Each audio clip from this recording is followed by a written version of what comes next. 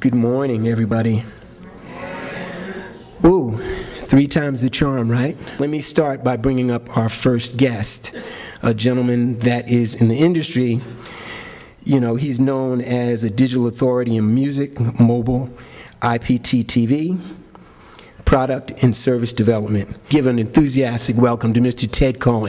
Thank you so much. Okay, before I start, a little background on me. Most of my life is spent working on technology and music right now. We've moved from an era of consumer empowerment to consumer entitlement. Everybody's tried to change consumer behavior as it relates to accessing digital entertainment. It's not going to change. We have to figure out, how do you monetize that behavior? We used to talk about the fact that that online didn't have enough access to enough music legally. Legally now, you can walk out of here or you can sit on your laptop here and access on all of the services upwards of 10 million songs. 10 years ago, if you were a recording artist, it was about getting a deal and getting your music distributed and getting it into Best Buy and Tower and Amoeba and any music store that would carry your music on the shelf. Right now, any of you could go out in the lobby, record a song, upload it to TuneCore, and have it on iTunes next Tuesday. There's a new service if any of you are selling your own music.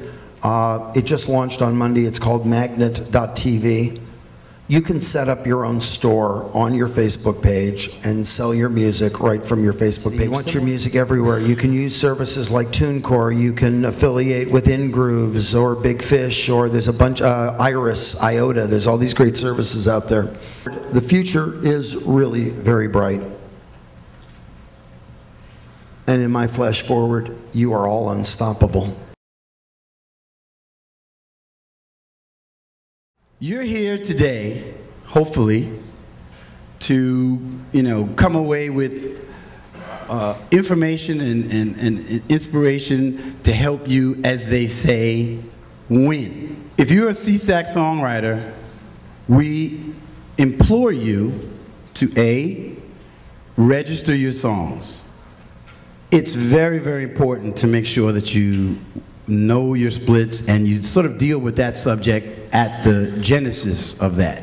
That has to be defined and clarified before anything happens. So all of this to say, it's very important for you to handle your business. You got to push yourself.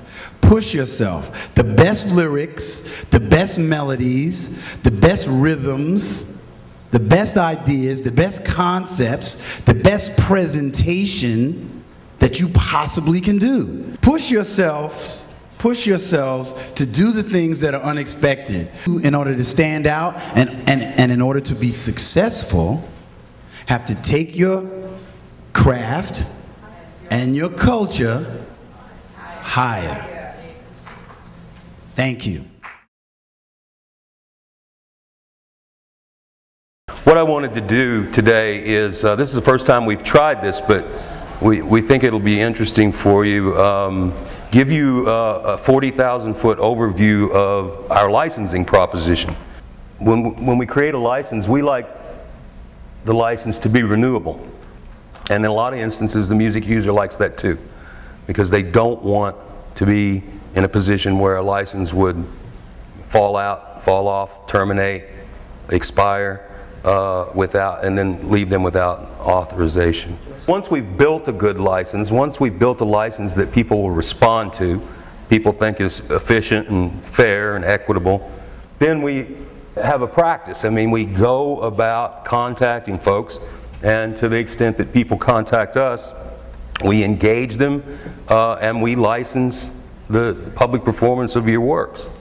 If you want to keep licensing simple and standardized, then you keep the grant of authorization, or what the license allows you to do, you keep that simple too. The way we do that is we create addendums and amendments to the license agreement itself, and it works well.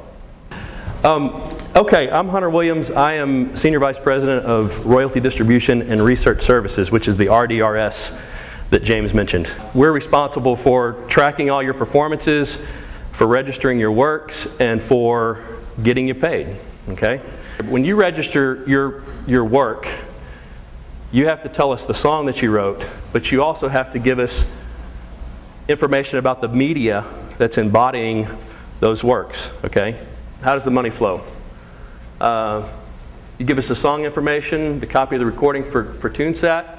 We have an online system that when you register the work, you can also put in where you performed. There are a handful of songwriters that I deal with on a regular basis. The more they know how the payments work, what the factors are that go into the payments, the more they know these things, the better off they're going to be. And I encourage you guys to be that way. Stay on top of your business and don't just assume things. We want to cover some basic terms about film and TV licensing, and then we'll talk about some specifics of what the industry is like now, because like every other part of the music business, it is evolving. If you happen to hire studio musicians, get your musicians releases immediately. The release essentially says, yes, I played on your song. As a musician, I have no rights to it. Also, if you co-wrote a song with somebody and you're given the power to speak on behalf of that master or publishing, make sure you get that in writing too. It's really difficult as a music supervisor to listen to the entire volume. The more information you present, when you present, the better. And means, I love your show. I think your work on this episode was fantastic. Give them as much information, and you might want to describe the song and then let it be. Know who you're pitching to, and don't just think, oh, I have a great song and I'm just going to give it to everybody. Your master recording is different from the use of your copyright. They could very well choose to re-record where they would have an entirely different person re-record your copyright, and you would only be entitled to the synchronization license portion of it. They would only have to ask permission for use of the copyright. What's also interesting about synchronization licensing, if you can't clear the publishing, you can't use any recorded master. Right. I don't want to be your full-time licensing girl, but I will answer questions. So there you have it. Thank you all. Thank you.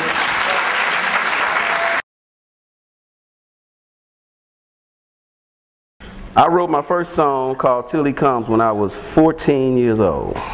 I knew then that it was a business, but I didn't know really what kind of business it was until I wrote my first song for Yolanda Adams called Just a Prayer Away. But there are so many different aspects to the business side of writing a song. You, as the songwriter, immediately, once you get out of creative mode, you got to go into business mode. Why? Because if you don't, there are about 5,000 ways for you to get screwed. You got to start thinking of your own ways to promote your song. This is your song, right? So you can't depend on anybody else to promote, protect, respect your song. This is what I asked myself the other day. How come I'm dependent on Sesac to take care of my business? That's right. The more I have my business together, then Sesac can better help me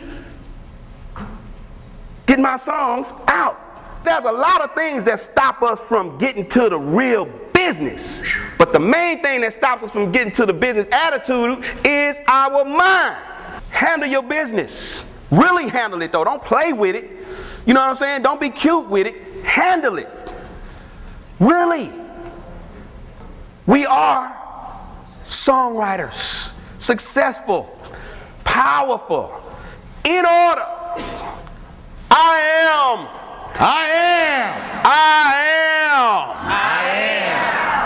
What are you? Thank you so much. First song will be Jasper Burns, Life is My University.